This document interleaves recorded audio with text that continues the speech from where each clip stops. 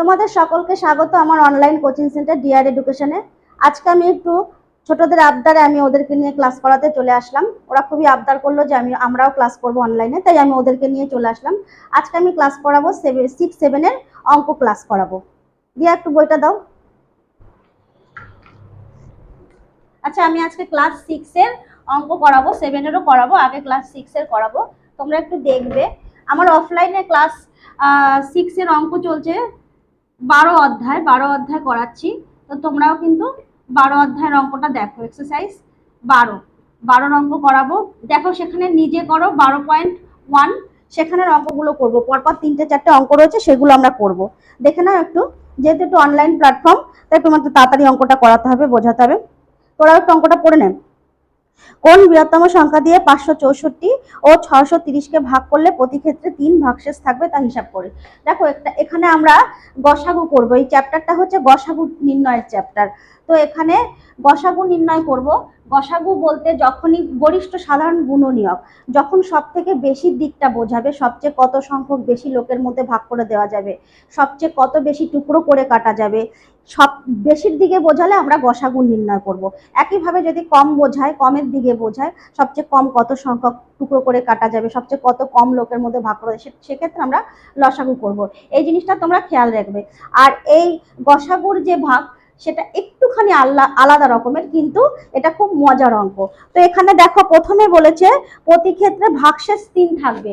ভাগশেষ 3 যদি থাকে, কিন্তু এই দুটো সংখ্যা থেকে আমাদের ভাগশেষকে বার করে নিতে হবে। এবার ভাগশেষকে বার করি কি করে? আমরা ভাগশেষ কি করে পাই? কোনো সংখ্যার ভাগশেষ আমরা কি করে পাই? বিয়োগ করে পাই। সেক্ষেত্রে আমাকে প্রথম সংখ্যাটা কি বলেছে? 564 ও 630। তাহলে আমি এখানে 1 নম্বরের অঙ্কটা করছি। 500 প্রথম সংখ্যা হিসেবে লিখে, একটু লিখে লিখে করবে। প্রথম সংখ্যা কি? দেখো তোমরা একটু দেখে নাও প্রথম সংখ্যা এখানে কি আছে, তোমরা একটু দেখে নাও। প্রথম সংখ্যা আছে 564। একটু লিখে লিখে করলে ভালো হয়, তাহলে মনে থাকবে অঙ্কটা কোথা থেকে কিভাবে সংখ্যাগুলো আসছে, সেগুলো মনে রাখাটা সুবিধাজনক। তাই আমি একটু লিখে লিখেই করি। তাহলে 564 থেকে 3 আমি বিয়োগ করে দেবো। বিয়োগ করলে আমি পাবো কত? 561। সেম ভাবে দ্বিতীয় সংখ্যা কত ছিল সেটা দেখো। দ্বিতীয় সংখ্যা ছিল আমার 630।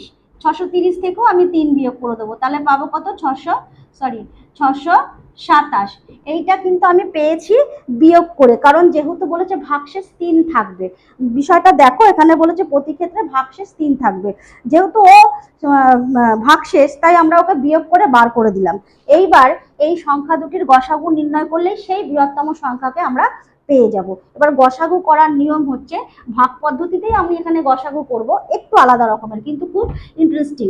একটুখানি দেখো, এই 561 দিয়ে আমি 627কে ভাগ করব। 561 দিয়ে আমি 627কে ভাগ করব। তাহলে এটা কবার যাবে? এখানে দুবার নিশ্চয়ই যাবে না, তাই তো দিয়া? দুবার যাবে না, একবার যাবে। তাহলে আমি এখানে একবার করলাম 561কে 561। এবার এটা যেভাবে বিয়োগ করি সেভাবে বিয়োগ করছি, ঠিক সেম ভাবে বিয়োগ করছি। এটা যেরকম আমরা বিয়োগ করি। এইবারে দেখো, এই ভাগটার যে পদ্ধতি আলাদা, সেটা এখানেই বোঝাচ্ছে।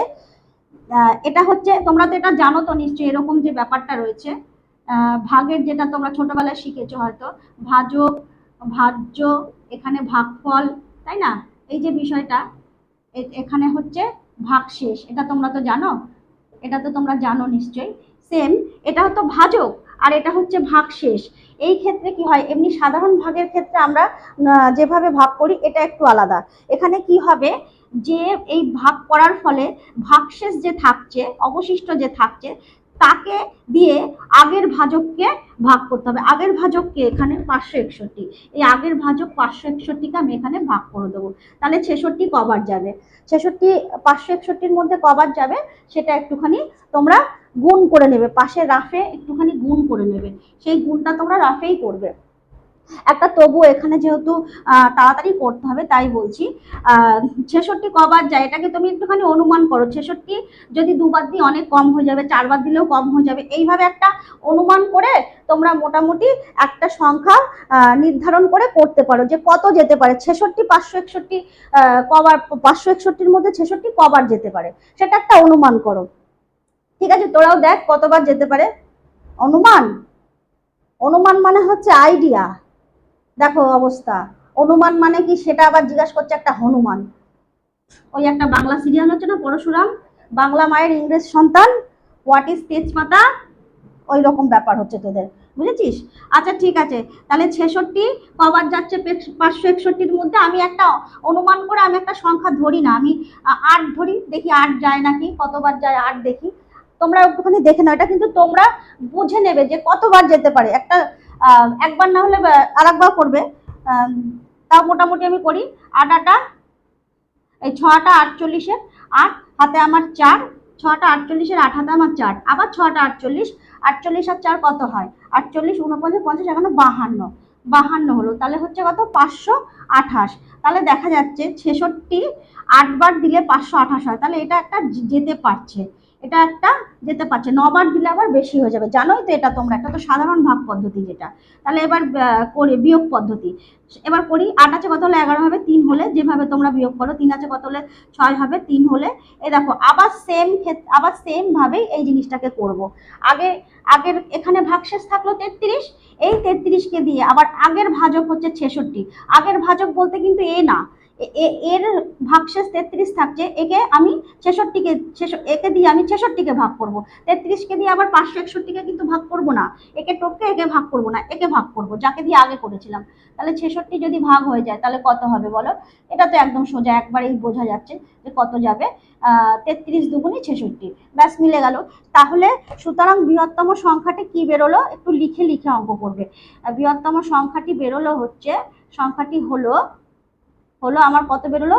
33। তাহলে 33 দিয়ে যদি আমরা এই ভাগ করি, ভাগ ভাগ করলে প্রতি ক্ষেত্রে ভাগশেষ 3 থাকবে।